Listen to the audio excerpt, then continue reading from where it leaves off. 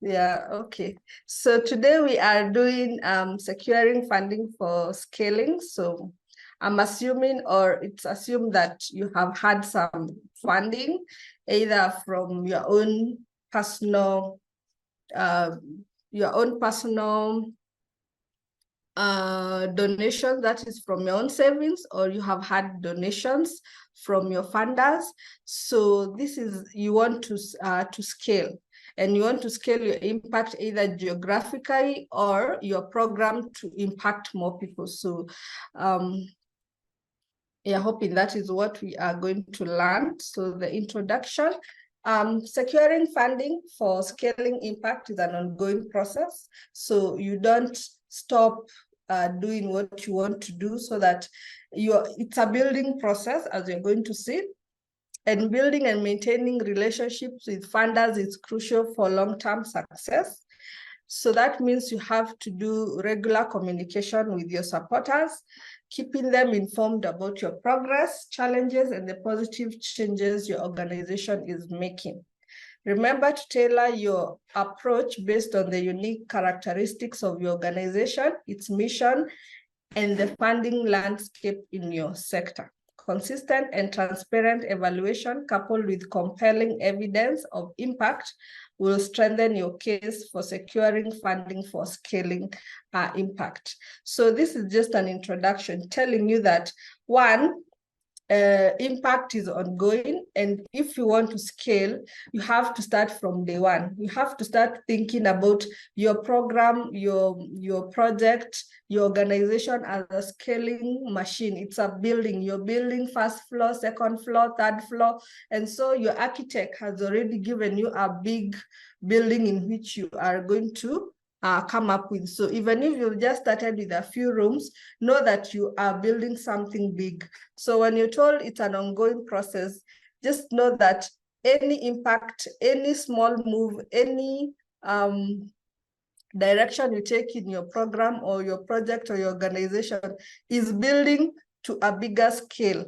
In that, your funder will check if you are trusted with the small monies. In that, like the book, who are Christians know that Bible says, if you can be trusted with the little, you can be trusted with a lot.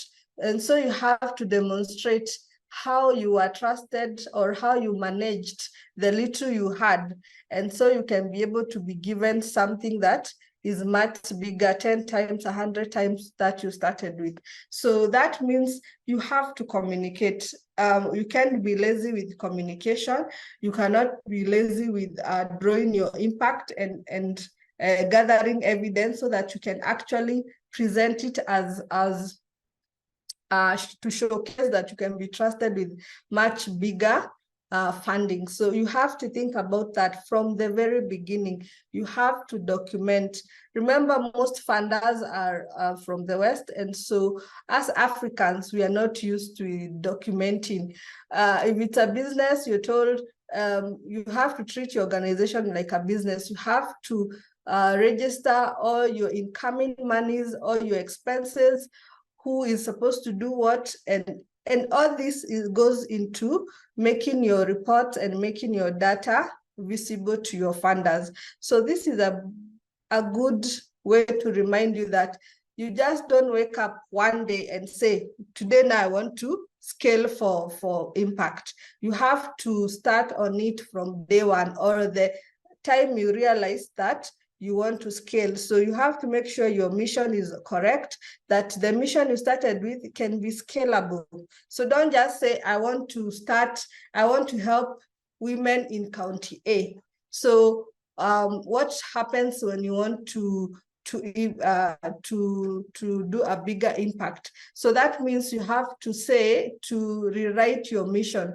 I want women to empower women to be able to have digital literacy. So you can say you want to start with County A, but once you start scaling, you want to now imagine how many more counties, how many more countries you can be able to cater for, so that you can do your mission on, maybe you are doing digital literacy for women or something, or the youth. So the last sentences, you need compelling evidence. That is the only way your funders will see or trust you with much bigger funding. So it's good to take care of that and have it in mind. So the very first one, as I said, you have to have compelling evidence. So what do you do to have that? You have to have impact assessment and reporting. That is your number one. You're gathering evidence. So here you clearly articulate your organization mission and goals. Ensure that your mission resonates with the potential donors and funders, as their strategic plans can change over time. Yes, this is a good point, because you can be funded, or you have a funder who funded you. The first time they funded you was 5 years ago. But over those 5 years ago, they have redone their strategic plans. So you want to go back to them, but you're not realizing that their strategic plans have changed. And so you need to align their strategic plans with your grant proposal. So you just don't write, I want to, if you are doing reproduction, we are coming up with a reproduction grant or proposal, yet they have gone to climate change. So if you are still on reproduction, you can see how you can rewrite your proposals so that you can see how climate change is affecting reproduction, so that you are gearing towards what they are shifting to, but still maintaining your core mission and goals. So that is a very big thing that sometimes people lack insight, and then they miss out on the funding because they never aligned their mission goals to the new strategic plans of funders.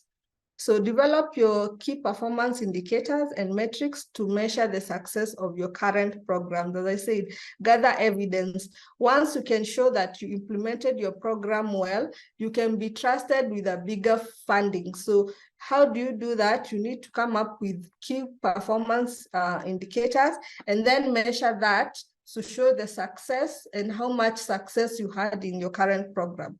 Utilize quantitative and qualitative data to create comprehensive impact reports, showcasing the positive outcomes achieved with the current funding. So quantitative, for those who have not done these research methods, is when you talk to people, like you want to talk to them like focus groups, do interviews. You just want to feel how your beneficiaries feel about that program. So qualitative is now the data, the numbers. How many people are you able to impact with your program? So as you can see, this is number one. There's no way you are going to scale if you don't have evidence, you don't have the data, and you cannot show what you did for it with that current funding you had. So the last point, clearly communicate how additional funding will enable your organization to expand and amplify these successes. So once you can show what you did with your current, have a roadmap, as you're going to see in the next point, on how you're going to expand. So if you're able to impact 100 women, so how are you going to impact the next 500 or the next 1,000? So be realistic. Sometimes funders see your scaling, and then they see that you are not being realistic. So if with, let's say you got $1 million and you are able to impact 1,000 women, so how are you, and you want to now scale and you want to ask for 5 million, and you're promising the funders that now you are going to have impact on 100,000 women. Surely, if the 1 million was able to do 1,000, unless you mismanaged, you cannot give a big unrealistic number. So you have to communicate in realistic, but still show some ambition. So it's a balance. Number two, so once you do that, so the last point was you want to show what you want to expand. So you have now to start drawing up a scale-up plan. So create a detailed plan outlining the specific areas or programs you intend to scale, including timelines, budget estimates, and expected outcomes. Clearly articulate how scaling up aligns with your organization mission and long-term goals. Use visual aids such as charts, infographics to make the scale-up plan more accessible and understandable to potential funders. So as you can see, just like you did on your first funding, you created a plan, but now this one is a scale up, and in that scale up, you are including what you already did. So you need to have your evidence and then have a scale up which has timelines. So if the first program you did it in 2 years, you can say because you have had some lessons learned and you have covered a few, so you can even shorten the time and say, we can either cover for the same 2 years, a bigger number, but be realistic, or you can lessen the time, because sometimes the funders, according to the funder or the donor, they give timelines. So sometimes they are funding, which is 1 year, and if you can, and those are the most funding. So beyond 1 year, 2 years, 5 years, 10 years, those are really big ones, and you really have to draw up big scales, and your funder has to see more details. So the more your timing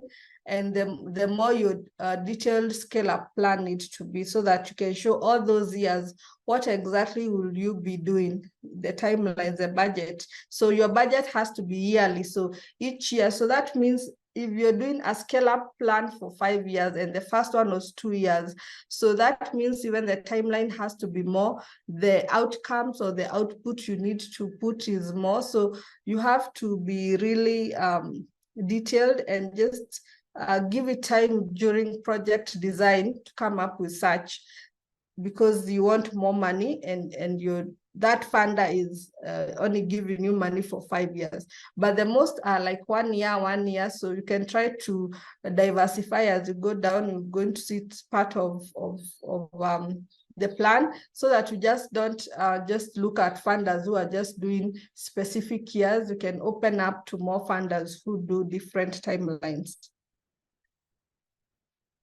Number 3, engaging with existing donors. So cultivate relationship with existing donors and funders. A strong relationship can lead to increased funding. Schedule meetings or personalized communication to discuss your organization future plans for expansion. Also keep them informed about your organization achievement, challenges, and lessons learned. So this one looks very simple, and you're just thinking, but I do send reports. So reports are a bit like technical. You know, those emails that or a company that send you just updates without a personalization. This is what most organizations do. And then when you want to expand, you just send them a proposal. Out of the blue, they see you want to expand from 2 years to 5 years, you want to impact to be bigger, but yet on this journey, you never kept a relationship. So a relationship is done through constant communication and not just reports. Learn to have scheduled one-on-one, like even on Zoom or these online chats. They give a good way to have those constant communication with your funder. Keep updating them, and then keep telling them, by the way, we are seeing, because you are doing evaluation and monitoring of your program, tell them of your future plans, of your challenges, all the lessons you're learning, so that once you scale up, they already had an idea that you wanted to extend the program to more years, because sometimes then the program comes to an end, but you didn't communicate that to your funder. So the next one, provide evidence of the impact achieved with the previous support and demonstrate how their continued investment will contribute to even greater success. Consider offering exclusive updates or recognition to existing donors who contribute to the scaling initiative. So there's this notion that once a funder gives you money, you are afraid to keep going back, because you don't want to keep pestering them with funding. But the thing is, with my experience, is that funders are niche, they are niche oriented. So if a funder is just doing reproductive course, most of the time they will give money for reproduction. They would, unless their strategic plans changes. If a funder does climate change, it's most of the time is on climate change. You won't find them on children's rights. You won't find them with the reproduction. So most funders have narrowed down their niche to a certain or very several topics or courses that they do.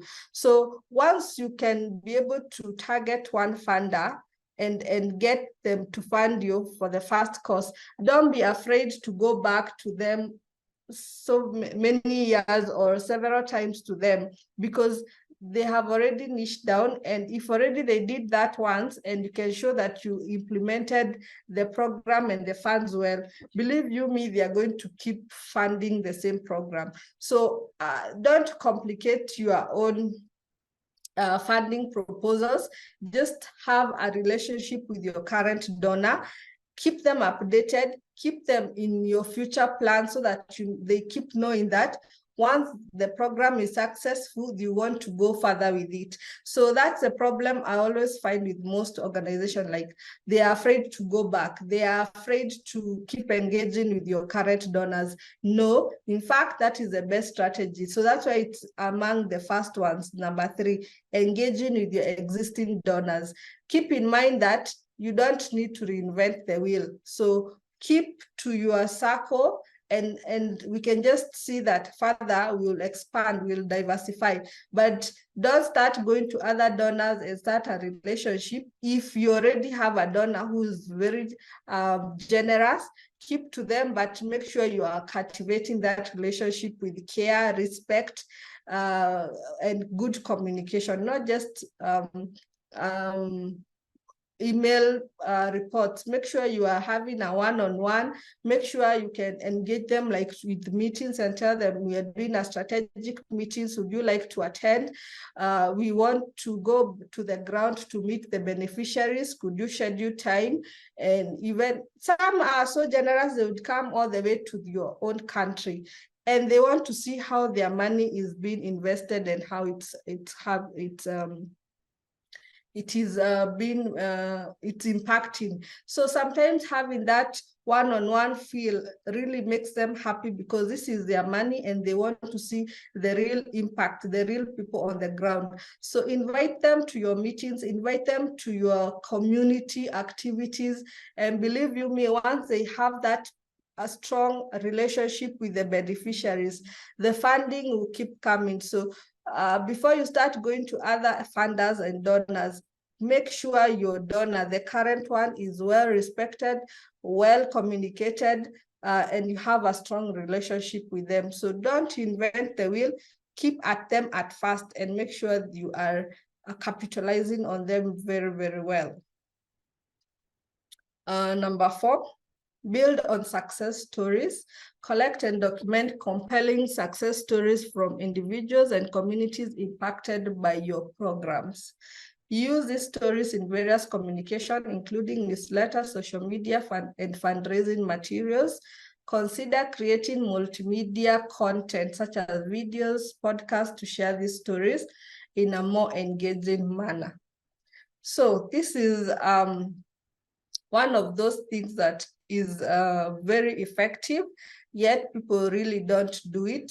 People just have numbers. Yes, we impacted 100 people, but can you go to these 100 people and let them share their stories with you? Exactly what did they benefit from this program? Let them give a story of what was their before life and afterlife of having gone through your program or your project. It's so effective. Even right now in the corporate world, where people are selling their fast moving goods like soaps and lotions, those companies are encouraging their users to give their stories. So who are you as a NGO or an organization? You are not utilizing that tactic. Let the people who have been impacted in the communities tell their story. The more individuals, the more the numbers, the better. So this is what we are calling quantitative research or collection of data. You're picking the stories, you're interviewing them, you're even asking them as a group, like a focus group. Why? Because if the funder cannot get time to come to the ground, this is part of the evidence that they actually want and see that their funding is getting impact. They get the real stories and distribute to all these channels, your newsletters, your social media, and you can see how much your funders love this these reports and these visuals. Don't just give written reports. It becomes fatiguing to most of them, because believe you me, they're getting so many reports. Though they have their place and they are very important, utilize your stories. If you can get it on a video, the better.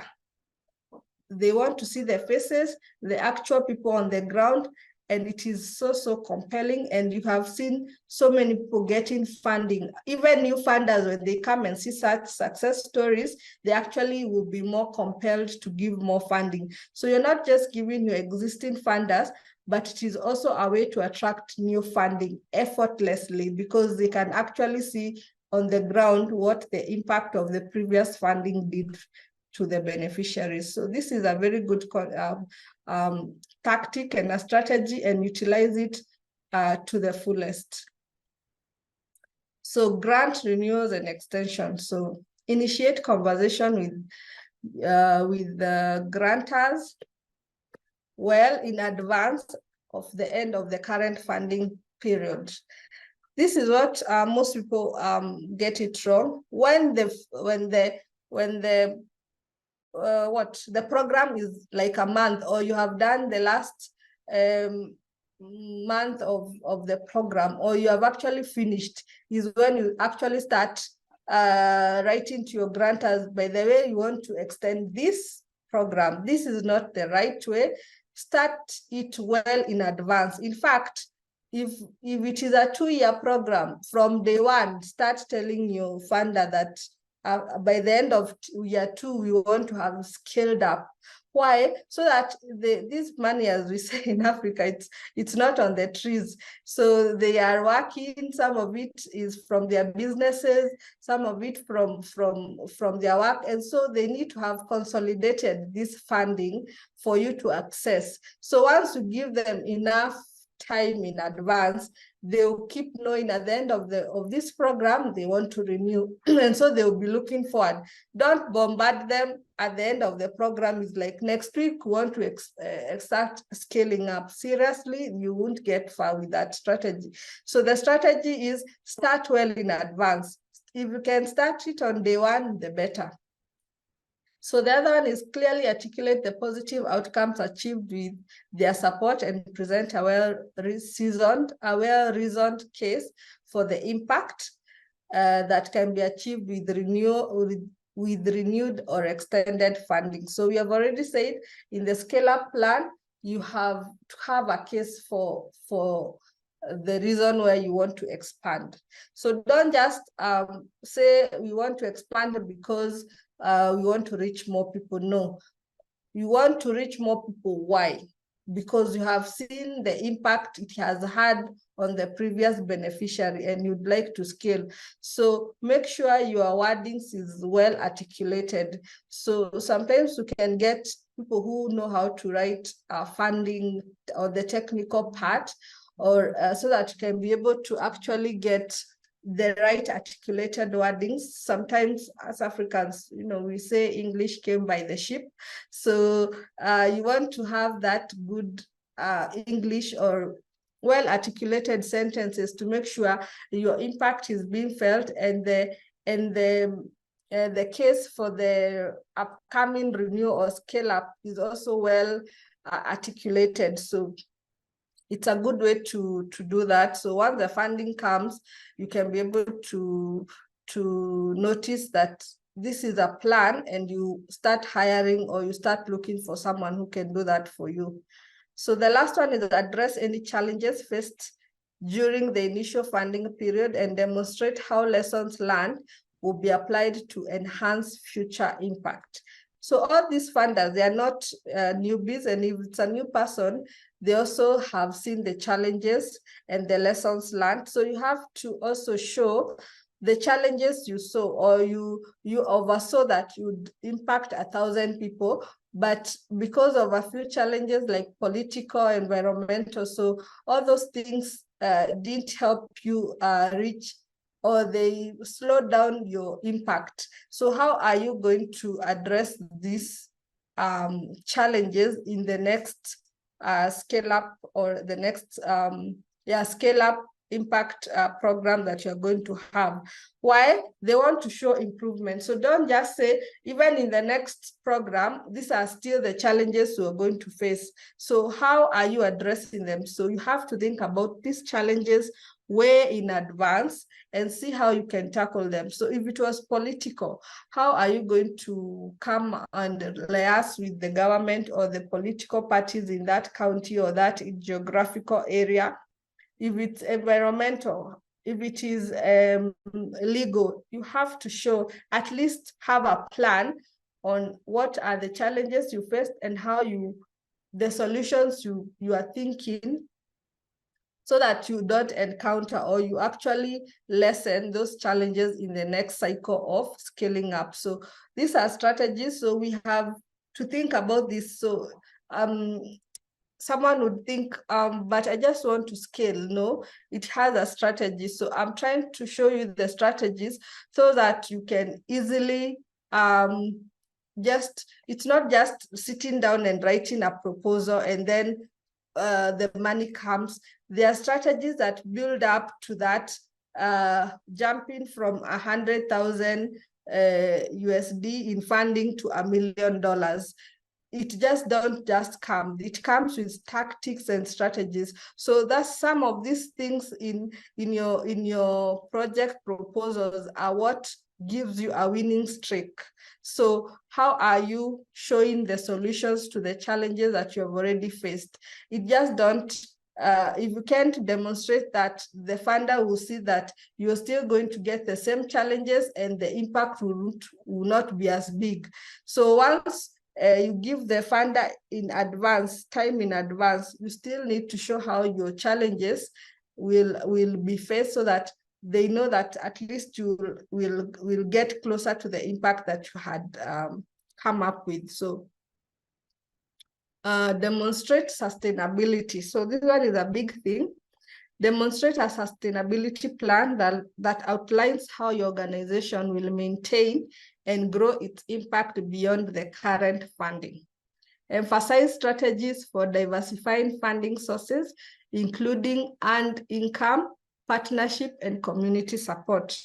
Provide evidence of community engagement and support, showcasing the organization's root and relevance. So this one is something that is have been coming up, and if you check most reports or most project proposals, they have something called sustainability plan. If you don't have these nowadays on your project, just start kissing your funding bye-bye, even the current one. Why? Because with COVID and all these financial crises coming up in the world, even the funders do not have 100% confident that to always have this money to give as funding. So they just want to know, okay, we gave you the first $100,000. You did a really good program. You want to scale to 1 million, or you want to come from 1 million to 5 million, whichever the number. But once we give you, and this money is to be utilized the next 5 years. In the next 5 years, there's a lot of things that are coming up in the world. Financial downturns, there's diseases that keep coming up like COVID and the rest. So the world keeps going into a dip, and they cannot promise you that after that, another 5 years, they'll still have, and you want to scale, that they'll have the next 10 million that you want from the next scale up. So they want you to give them a sustainability plan. So how do you come up with a sustainability plan?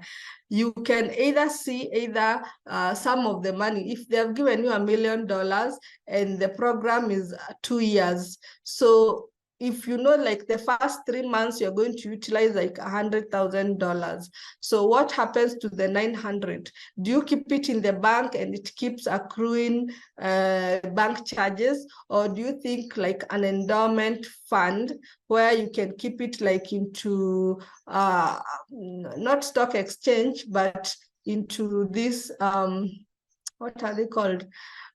Maybe money market funds that can actually be easily withdrawn, but it is still giving you some money on top. So don't just come up with we are going to keep the money in the bank and it keeps it's not doing anything until we start using it. Start coming up with innovative ways on how you can actually show that. Sometimes, let's say your program is coming up with digital literacy for women. So after you have trained the women on digital literacy, and then what? Are they going to, you can say, in our sustainability, we are going to buy computers and the women will going to start a cyber cafe business. So it will be able to help these women earn an income. Are you seeing what I'm saying? Your sustainability is looking beyond just getting funding for your project. So can this program earn its own money? Okay, if you are helping farmers maybe increase their yield, well, after they sell, what happens to the money? Can they be able to buy more seeds by themselves and grow the impact? Because this funder is generous. They really want to give you this fund, but because the world keeps shifting up and down financially, they don't promise. And so they don't want to imagine that this impact is going to die once there's a major financial crisis in the world. They want to show that these people you are impacting, can they be able to do something by themselves? They're not just victims who are just coming to be carried by the funder. They can do something for yourself. So this is a big thing. So once you start writing your project, can you make sure you have a good sustainability? So if you're doing reproduction for, let's say, for women, or you're doing FGM, so what happens when you have rescued these girls? Are they going to go to school and earn, and once they finish, they start looking for an income, or are they going to get married? So you have to think beyond this funding and beyond the timeline that you have given. If you can't show this, most funders nowadays are declining funding. So as I'm saying, these are tactics to put in your project, because just writing the same way you wrote the first funding for 100, you just need to level up your technical writing just a bit to be able to write for the million, for the 5 million. But what exactly is in this 5 million grant? What is in this 10 million grant that is not in the first one? It's some of these components. A sustainability plan will give you so much points, and the more clear and articulate it is, the more well thought out to actually show that you're going to have your income coming in, the better. So can I show you the biggest foundations in the world have really good businesses, like the famous watch, Rolex, is from a non-profit organization. That watch is very expensive and it is a status symbol, but all the sales from that watch it's not a business, but a non-profit. So that's how that non-profit came up with the sustainability. They sell their products, or they sell the knowledge or the services that the program was able to do, and they can self-fund themselves. So that is what some of these sustainability programs or plans need to have. So it's a good tactic to make sure you have it in your next project. Number 7, engage in collaborative funding initiative to diversify funding sources. So yeah, we can see a picture there of planning. So it is still in the planning, Don't rely solely on one or two major donors. Diversify your funding sources to reduce risk. This could include individual donors, corporate sponsorship, grants, and partnership. Identify organizations with complementary mission and explore joint funding proposals. Clearly outline the synergies and collaborative benefits of the proposed initiative. Highlight the combined efforts, how the combined efforts will result in a more significant and sustainable impact. So the first tactic was to engage your existing. So once you have locked that in, this other one is now start thinking of any other collaborative funding you can be able to get once you have locked your existing ones. As you can see, yeah, as I said, the world is not static. It keeps moving. So your funder can come in or can go out either because their strategic plans have changed or there's a financial crisis. So there's a way or there's a need for organization to think about how to diversify. So even nowadays, don't just look at major funders, look at individual donors. Like in our country, we have the Matter Heart Run. It's a hospital which has done a heart run, a run for the last 21 years, where they call upon the public and also the corporate sponsors, not just the NGOs to fund, because there's a whole lot of NGOs that fund the program where they sponsor children to get heart surgeries. And so they saw, instead of just waiting on these NGOs, and some of these surgeries are time critical, the children really need it. So they opened up their funding to individuals. So it's advertised nationally, where people buy a t-shirt for 3,000 shillings, 2,500. So I'm trying to get that in dollars. Let me just say like $20, I think. Check the exchange rate. So you get a t-shirt, and the day for the heart run, it's a mass of people running. So it helps. And then there are so many corporates. So remember, corporates nowadays are also they're also major funders. So don't just look at the NGO world as people who are funding. You can go to a corporate where it sells soaps, they sell metal, they sell lotion, and they can be able to do through their corporate social responsibility to sponsor you. So don't just always look at the non-governmental people. So form partnership with such people, individuals. There is all these crowdfunding platforms where you can do individual donors, or you can have pledges from individual donors, or you can even use your media, like I'm using that in our country, Kenya. The Matter Heart Run utilizes a lot of media engagement, and the program is well covered before the event and after, and like we can see how much millions they actually raise. Like this year, I think they were raising 119 million in Kenya shillings, I think. So if you put that, is almost like $1 million and above. Yeah. So, and that is just from individuals and corporates. So we have not factored in all the money that have gotten from non-governmental organizations. So diversify, it's a really good way. Don't be afraid to put even the project in the community and tell them that this community, we want to help women in the community. We have a few well-up individuals who can be able to sponsor.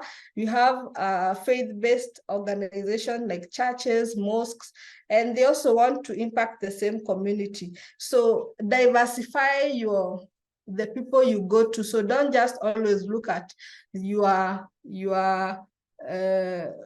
non-governmental people, and as Africans, we always look at people, the non-governmental outside the countries, or even some that have form base in our countries. Look out for even individuals who are well up in our own society. Nowadays, philanthropy is really big. in our people, and they want to fund causes, and they want to fund organizations that are really doing great impact. So this is a really good way. And once we can show that we were given money by X organization, this is what we utilized, and we can be able to show that you can, this is what we want to do, they are so willing to fund and give you something small or something big. So if you want to engage the public, you can give them like it's $10, $5, $20. And if 1,000 people give you $20, you already have your good money. If 1,000 people give you $20, it's still good money. So you don't always need to rely on big people to give you so much, or one big major donation. You can utilize small people in your community, in your country, and this is something as Africans we need to start utilizing as a tactic, and it works very, very well. Number 8, explore government campaigns. Oh, sorry, I think I went more. Explore government funding. Research government grant proposal relevant to your organization mission and goals. Tailor proposals to align with government priorities, and demonstrate how your organization can contribute to achieving broader society objectives. Highlight your organization's track record of effective program implementation and outcomes. So this is a tricky part for us Africans, but it's something we need to start exploring, because telling people to deal with their own African governments, they'll be like, there's a lot of corruption, there's a lot of bureaucracy. So but it is a good way, because there are some NGOs, there are some non-governmental that fund, they give their money directly to governments in multilateral or bilateral agreements. So these ones are advanced terms, but it just means that countries have come together, or governments have come together. If it's a bilateral, means one country is giving directly to another country, like let's say Canada is giving directly to Nigeria or to Kenya. So that is what we call a bilateral. Multilateral is where you get like European Union, which is a consortium of several countries, or like Canada and US, they want to give Kenya or Nigeria or Ghana for a specific program. So as an organization, we can try to tap into some of these programs or funding that the government have gotten. So the same tactics and strategies still, you still need to employ them. You need to show what you did with your first program, good track record, because even those reports of who they have given funds to still go to those funders. So once they can show that they gave money to several of these organizations and this was their impact, it gives them some good graces, because they also want to get funding in future.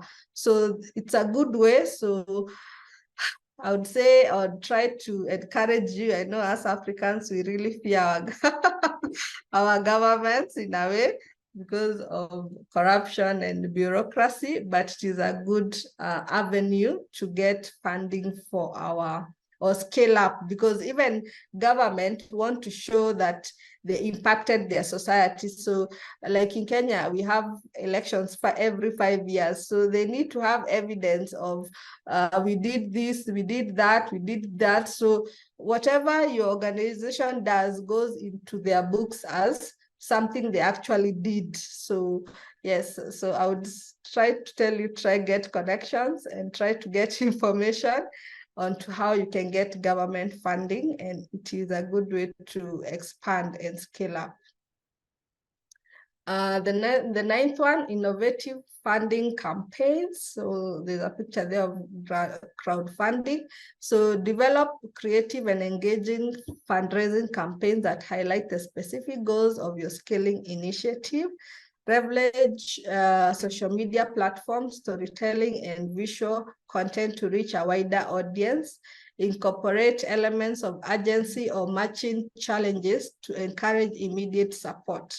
So here, as I said, don't be afraid to think innovatively. Sometimes even the Western funders, because those are the most funding foundations and individuals who do our funding in Africa, they love to see that we are using the platforms to get these small funders, and from the crowdfunding, from WhatsApp.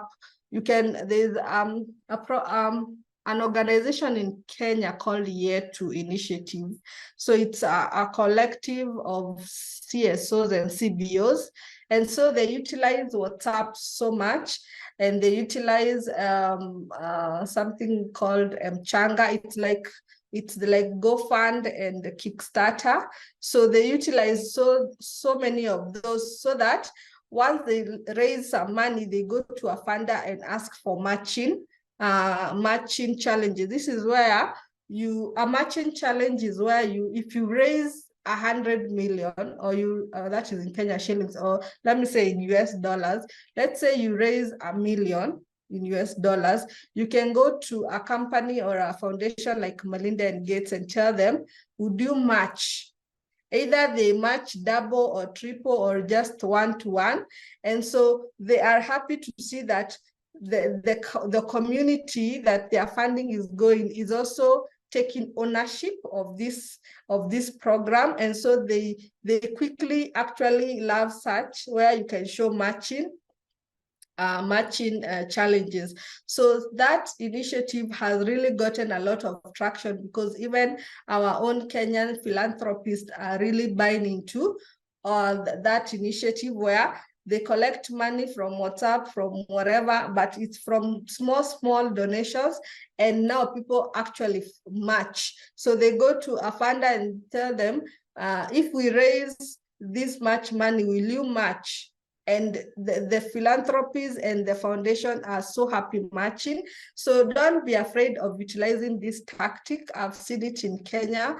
I don't know whether it's in Nigeria and Ghana, but it's also think in other countries, where you tell them we'll match. So this just shows commitment of the community people to buy in and support this program, so that they are actually showing there won't be so much resistance, because if people can invest their own money in this program that is coming in their own community, that means they would have a lot of resistance picking this program. So a lot of money, remember, is wasted in all this resistance, trying to talk to community leaders, trying to do a lot of campaigns for the community to accept a program.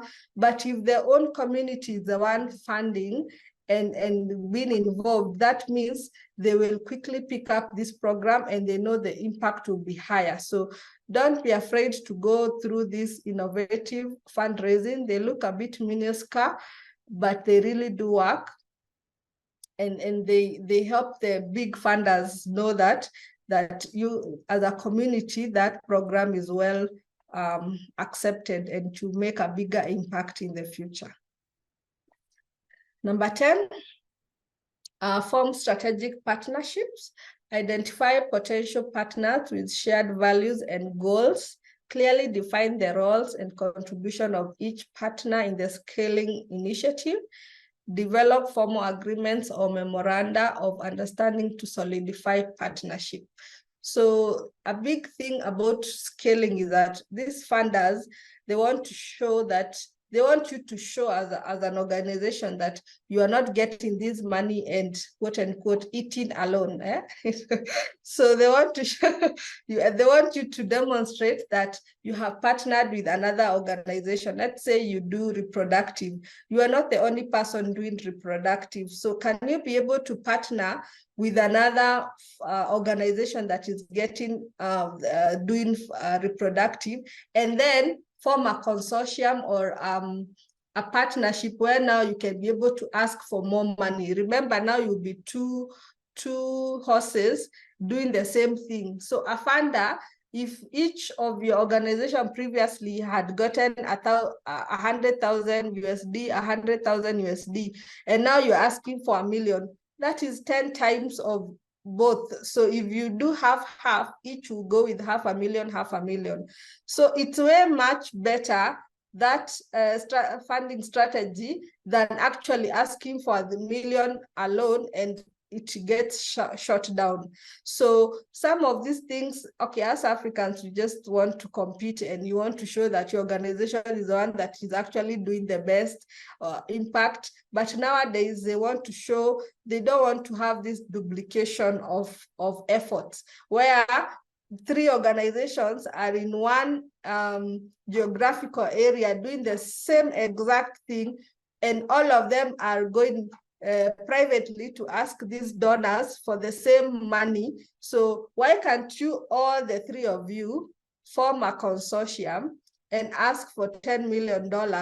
In fact, instead of each of you asking for a million, a million, a million. So you could have gotten 3 million individually, but as a consortium, you have gotten 10. Why? Because you have shown this strategic partners. So it's not just also other organizations, a partnership with corporates that are funding, as you said, they have the same shared values and goals. So let's say you can show that a corporate through their CSR, which is corporate social responsibility, they want to fund reproductive health. And so they have given some money. So this funder is showing, you're demonstrating to this person that you are able to harness other people to come into the project, not just the same one. So I know I said the first strategy is lock your existing donor, but once you lock them, you need to show that you're also able to bring other people, either who have the same shared goals or the same shared values that they can be able to fund. So these are the things, minuscule things that go to your scale-up funding proposal.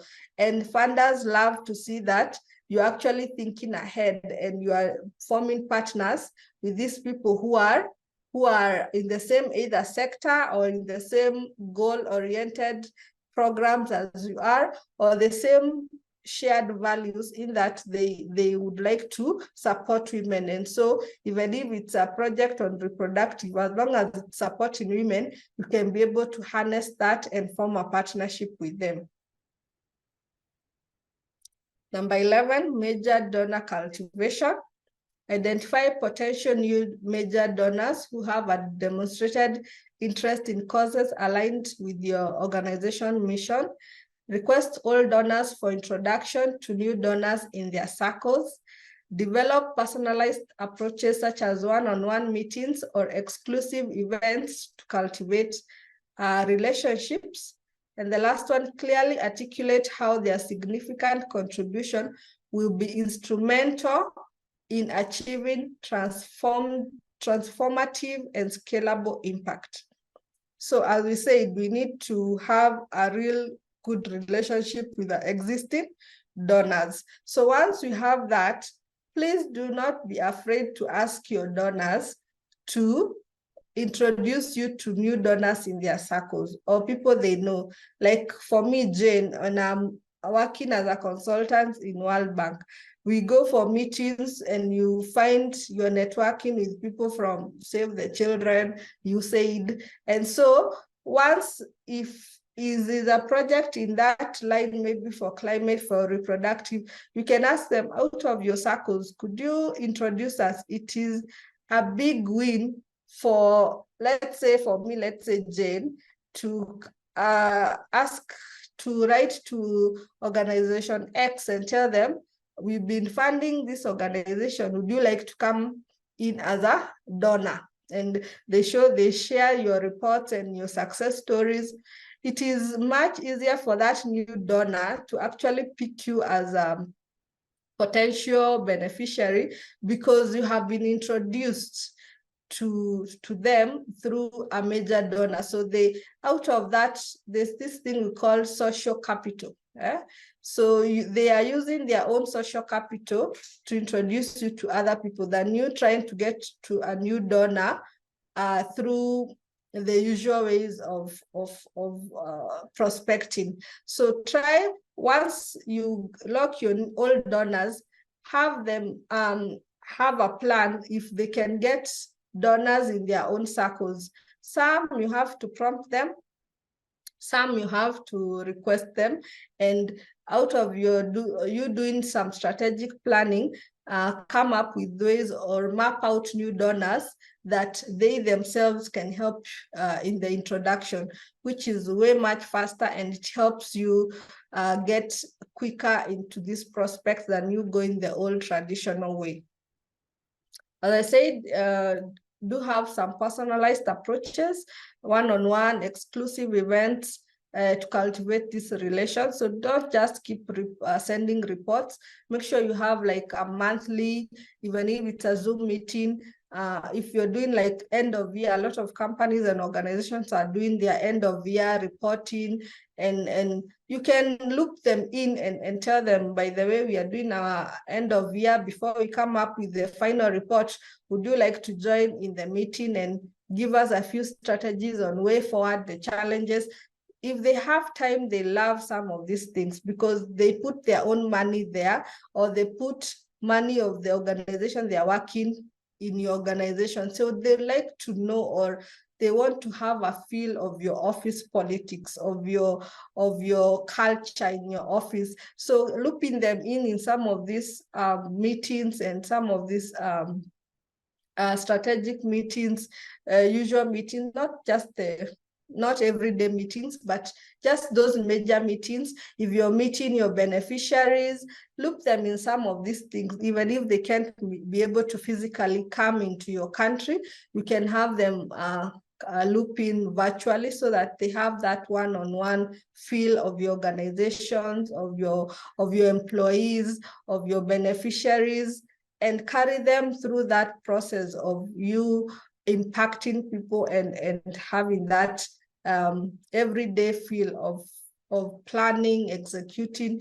It's a good strategy to actually cultivate your donors and have that one relationships with them. So number 12, stay connected with the community, maintain open lines of communication with the communities you serve, involve community members in the planning and decision-making processes related to the scaling initiative, showcase community testimonials and support in your fundraising materials. So this is a good way. You have seen most donors or most organizations where they come do a project and you'll never see them again in that area. So we need to actually have that, like even if the project was a 1 year, try to see whether after 6 months you can go back, because maybe in your next scale-up project, you still do it in the same community. But if they saw you came and did and left, so they might actually, in the first program, there was not so much resistance, but in your scale-up project, they had some resistance. Why? Because you never maintained some relationship with them. So as much as you're trying to have a relationship with your funder, have a relationship with your community or the people you're doing, not just coming and doing. Remember, you're doing something long-term, it's 10 years. So if you have done a project for 2 years and you know you want to do a project for 10 years in the same community, can you make sure you are having that communication with that community, either the leaders or just showing up? Like if they have a major cultural event, if they have something major in there, just them feel your presence. Not just show up when you want to spend the money and do a project and take pictures with your merchandise and go around and show a one-day impact and move. No, you want to have that relationship with us community, because you might want to go and pick up impact stories way after. So you don't want them to feel like you used them they are just numbers in your reports. Show that they are human. You actually cared for them beyond getting this funding and doing an impact, and then your career and your organization went up. So it's a good strategy, and some of these funders are actually asking for how you are maintaining connection with your community. Number 13, invest in fundraising capacity. Provide training for staff involved in fundraising. activities to enhance their skills, consider hiring dedicated fundraising professionals or consultants with expertise in your organization sector. Regularly evaluate and optimize your funding strategies based on performance metrics and feedback. So this is a good way, because once you get your project money, always try to put some indirect costs in your budget. So this one goes to the operations of the organization. It either goes to the rent, to the staff salaries, and then have a major component where you are making sure the people who are doing fundraising, they are upskilling their capacity for some of these things. Why? As I said, the funding proposal for more funds requires more details, requires some in-depth thinking. You have to bring up all this sustainability and scale up and a lot of things in your new project for a scale up. So if your staff do not have these skills, or you don't have someone in your circle to actually employ these skills and put in the work, you might lack in some of these things, and the funding proposal is not as complete or well articulated. So make sure you are investing in these capacities, because as the scale up goes higher, remember the technicality and the depth of that proposal goes deeper and deeper, or higher and higher. So you have to make sure you're internally, your capacity to write these proposals, to engage with these donors, goes higher, and it's upskilled higher and higher. So the actual grant writing and proposals, invest time in writing compelling grant proposals. The more funds for scaling the organization requires, the more technical and complex the proposal writing gets.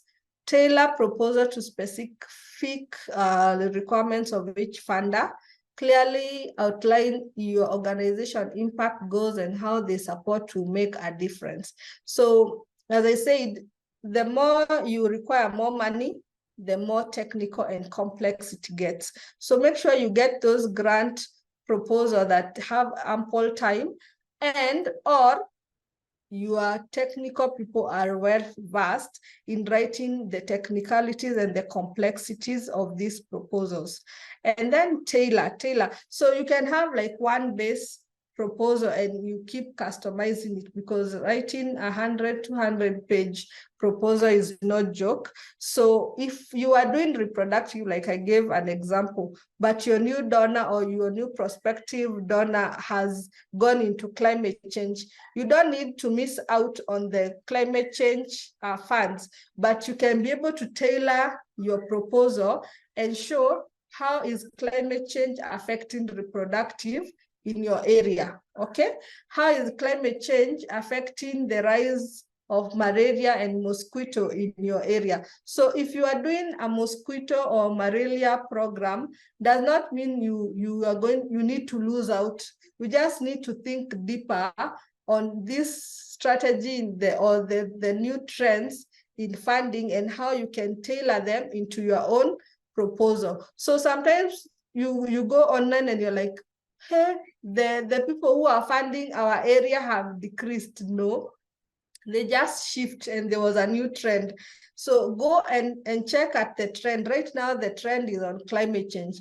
And honestly, it's affecting everything from transport to food, even the quality of food we are eating, the rise and fall of diseases. So just because you are doing children does not mean climate change is not affecting children. So you have to just think deeper, not just, you're not lying, you're just thinking deeply into how this climate change is affecting children. So once there are floods or the food security is so reduced, these children are not going to school. Or if the river nearby their place has dried up, that means they have to walk extra miles or extra kilometers to go fetch water. So how does that bring into their education? How does that affect their growing and their literacy and all that? So you can tailor your proposal to to fit those specific requirements. So you're not lying, you're just thinking deeply so that you don't miss out on these funds, because the funders have shifted to a new trend. So you're just making sure you are not missing out on this funding that has, no, the funders and the new trends that has gone into, or is going around the world. So don't miss out, just think deeply, think critically, and have your people write better, compelling, and articulated proposals that are tailored to that specific requirement of that funder. So yeah, please don't miss or feel shy to write those. So the fifth one, strengthen your online presence. As I said, develop a strong online presence through professional website and social media. Recraft your e-newsletter and make it more engaging with more visual components.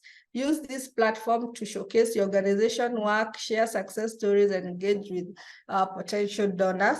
So remember, your online presence nowadays is like your CV or your LinkedIn, where people first, before they actually call you for an interview, they have checked you online. So they want to show to see how professional you are, how is your website, how professional is it, how detailed is it, even if you've just done one program for 1 year. Remember those stories I was telling you to pick from your community. Now you have so many things to put. So don't be shy and say, we cannot put this. Just make sure that people nowadays are signing that data protection.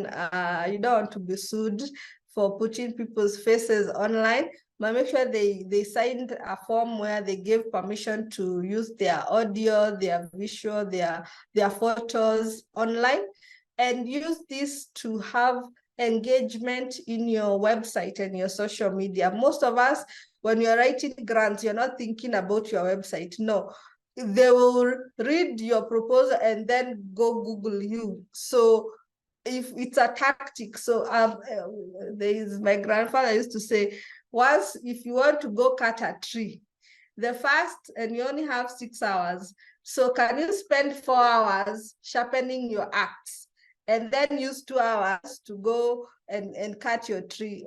I'm sorry to use cutting of a tree. We are not deforesting our universe and our world, but it is a tactic and a way to show you that tactics and strategies and you thinking about them go a long way than just knowing how to write a grant. Because you can have a well-articulated, but once they go to your online presence, they cannot see much of what you actually saying you did. So how can they trust this proposal, and yet they cannot see this evidence? So once you go to most of NGOs' website, you're even going to show a tab for reports. So they make it transparent that they have risk reports online. You go to their social media, they have documented all these success stories from the ground to make sure that people are seeing what the impact they did on the ground. The actual people, you have humanized your impact, that you're showing the real people online and on the website. It also brings that thing of accountability, that in fact this money or the grant went to real people. They didn't use it on hotels. You know, there's a lot of hotel usage by the non-governmental organization for meetings, and the strategic meetings, and there's a lot of this usage of big hotels by the NGO world. And so there's a big chunk of money that goes to hotels and not to the actual people on the ground. So some of these social media, your newsletter, they carry your success stories, the human success stories of your previous program. So do not leave it out. Sharpen it as you're sharpening your proposal to scale up your impact, because you're actually showing evidence of what you did before, and now they can be able to judge your previous and see and have a big visual map of where you are going and what impact you can have. 16, transparency and accountability are fundamental I'm almost done. Accountability are fundamental principles in the nonprofit that play a crucial role in maintaining and building and maintaining trust with donors and funders. Transparency involves providing clear and open information about your organization. Accountability is about tracking responsibility for your actions and being answerable to stakeholders.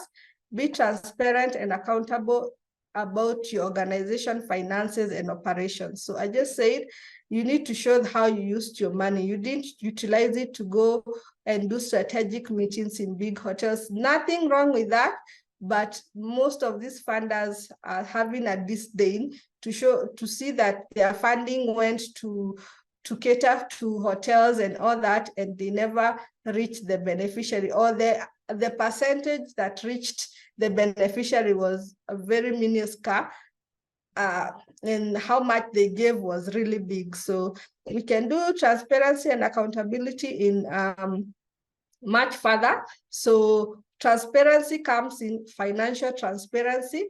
Clearly communicate your organization financial health.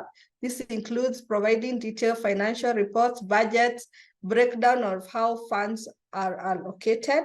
So don't say that money went to the beneficiary if you went to hotels. And if you know that it went to hotels and the funder will not be so pleased, can you bring that down so that you know that the funder will not have a disdain for some of these expenses.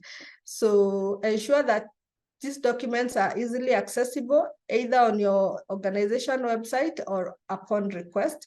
Operational transparency, share information about your organization structure, governance, and decision-making processes.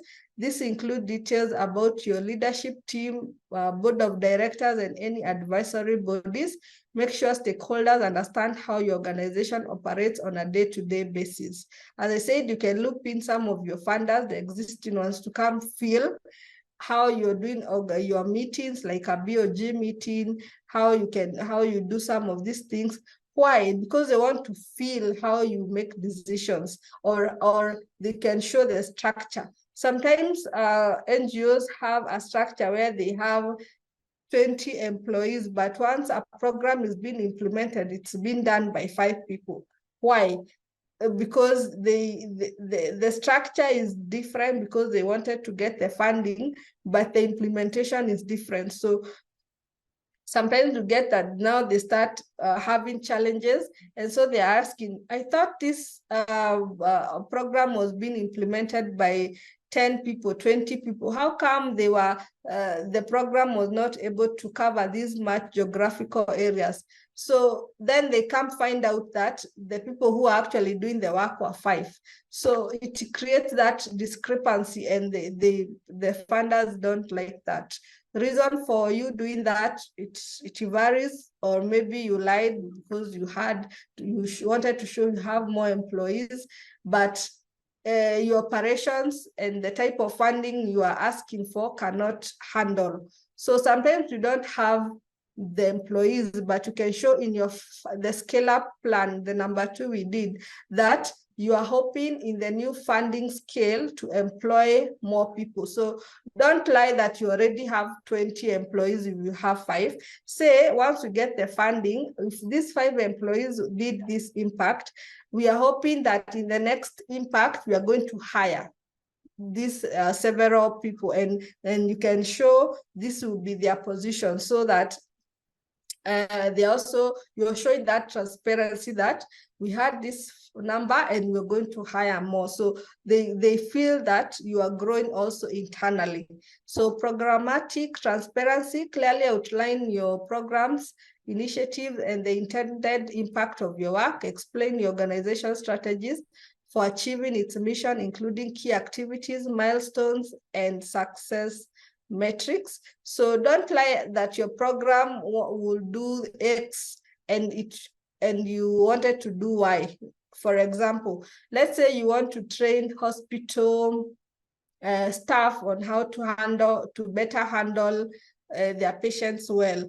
But once you go to the hospital, you start buying beds and medicine. Nothing wrong with that.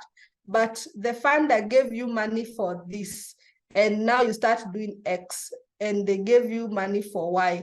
So unless you have been given unrestricted funding, most of this is restricted to exactly what you wrote in your proposal. So can you make sure that you are keeping on target on your key activities and not diverting money to other activities, unless, as I said, it's an unrestricted. Unrestricted is where you can do whatever you want with that money, but most of it, 80% of the funding is restricted. Once you say you are doing training, you are doing training. You're not buying medicine or product or something, okay?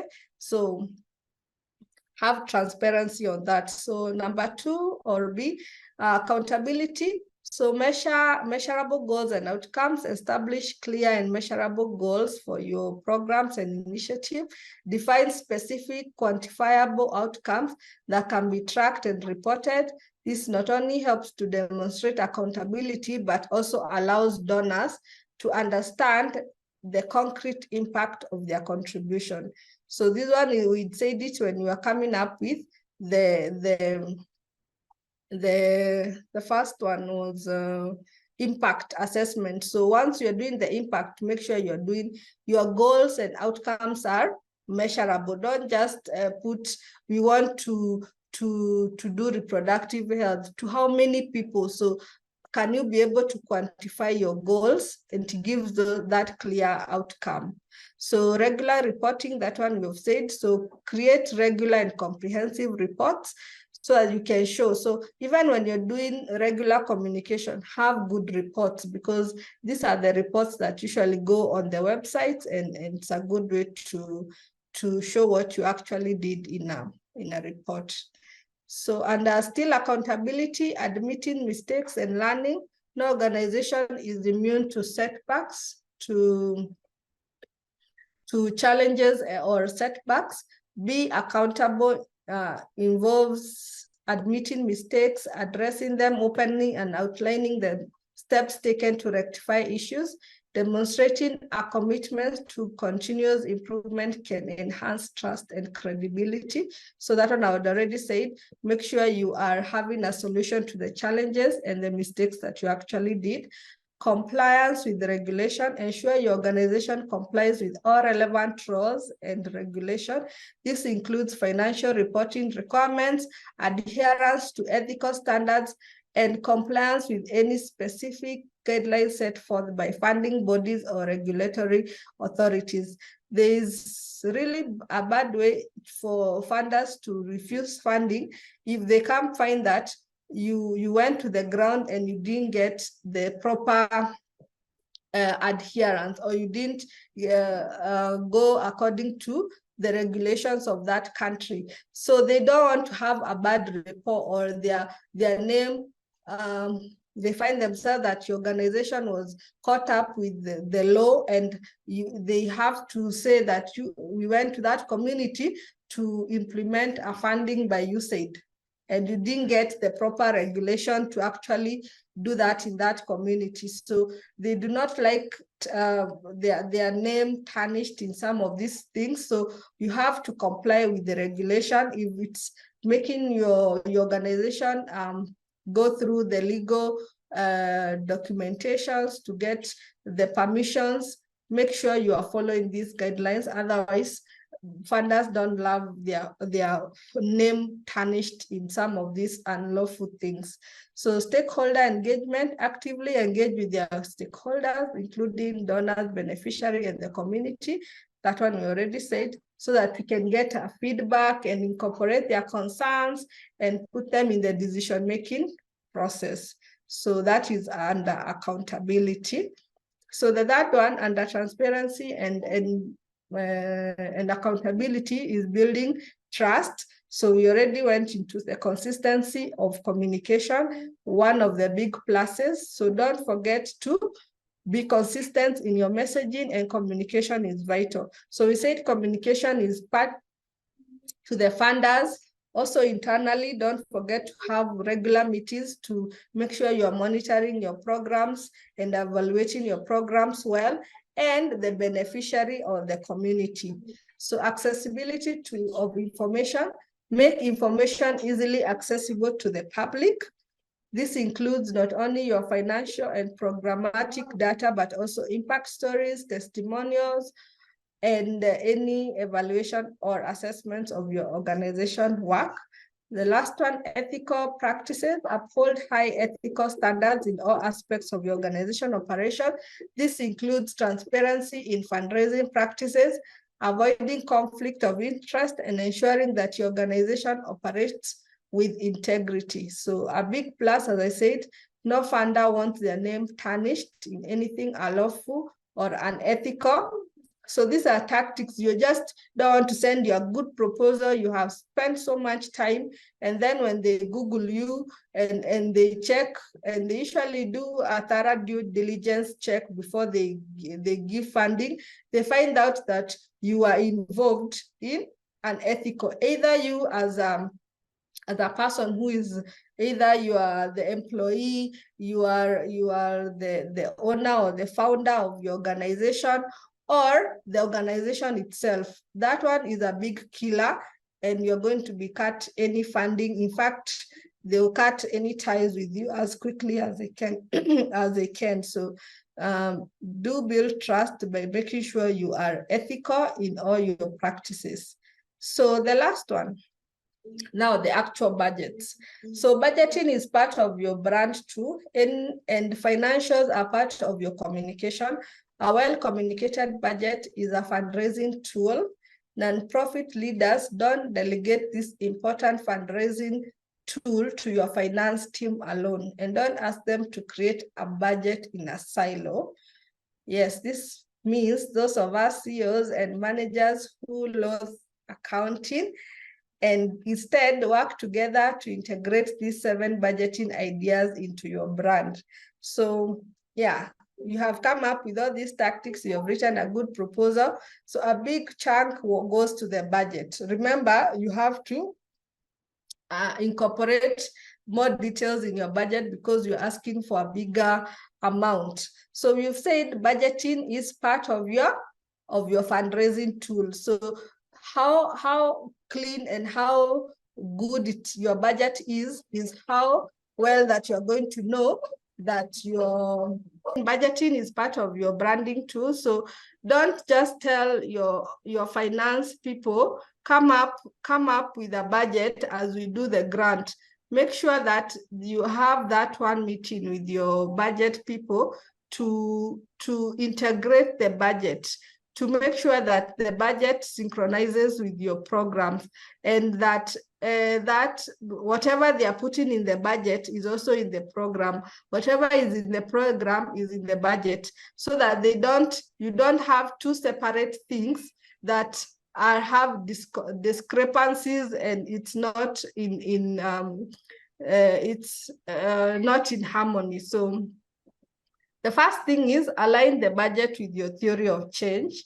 Talk about how your expenses are necessary for the mission and vision your donors have invested.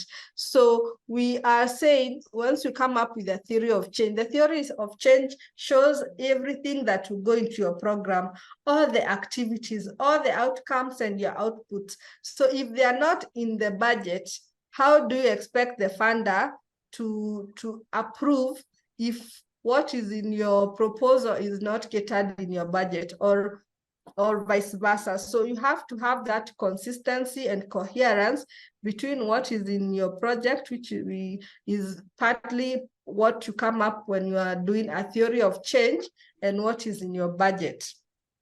So the second thing is showcase transparency in your budget. Openly share your budget allocation to build trust and demonstrate effective use of funds. Why? Transparency comes in when you have to, as I said, there's a lot of money that goes to administrative costs, the salaries, the operations, sometimes even the meetings to go to hotels. Do have a clear way of making it more agile, more linear, and then share. So don't just share the budget of going to the ground, and you're not sharing how the actual budget will be used in indirect cost. Have an indirect cost, like for salaries, how much percentage will this new budget cater for your indirect cost, the rent, the training, the meetings that you will be having. Have that transparency, because funders do know these things happen. And if you're relying on that funding alone, they do know that you have expenses of your organization, but don't blow them out so big that your indirect costs are so big than the direct cost. The direct cost here means the money that is actually going to the beneficiaries or to the actual program that you're doing. The indirect ones is what your organization goes through as an organization, like the expenses, like rent, if you're renting, the car, the fueling, the salaries, anything like tea, refreshments, if you go to a hotel for a meeting. So all those are in the indirect cost of a program. So have transparency, but make it lean, because nowadays funders do not want a big indirect cost versus a small direct cost. The third one, connect budgets to success stories, link budget elements to successful outcomes to make the financial narrative compelling and relatable. So you're going to say that we are going to use $100,000 to actually do A, B, C, D. So you can now say that the outcomes will do, like 1,000 women will be able to get digital literacy. So you are equating the money to the outcomes. So 100,000 will impact 1,000 people or 1,000 women. In that, you're now saying, you can actually say, for each $10, a woman is impacted. So you're actually quantifying whatever your outcome is to a particular element in your budget. So that one helps to relate. I've actually seen those adverts. For every $50 you donate, a child sleeps full for that day. That is an organization who has linked their budget elements to the actual outcome of that proposal. So they are telling you that if you just donate $100, 2 people have been impacted. Okay, so now they can be able to see, if it's 100,000 they have given, how many people will be impacted. So these are some of the tactics you need to put. Don't just put a number. We need 1 million. So what does this 1 million help? So you can now start putting actual numbers. For this 1 million, it will impact 1,000, 10,000, and now show the outcomes in which you'll be able to do. Turn budget challenges into appeals. Be honest, candidly share budget constraints that motivate funders to contribute towards overcoming these shortfalls. Use budget, number 5, use budget comparison for impact. Compare past and present budgets to demonstrate growth, development, and increased impact over time. Number 6, design visuals for budget line items. Employ visual aids like infographics to make complex financial data more accessible and engaging. And the last one is educate donors on the need for overhead. Break the overhead myth and never perpetuate the dangerous 100% model. As I said, show that your organization has indirect cost and how much percentage that one is going to. As I said, the central idea here, let me see. The central idea here is that, yeah, we are making the budget part of your proposal, and yeah, every character helps and every number helps to give a narrative of your proposal. So thank you very much.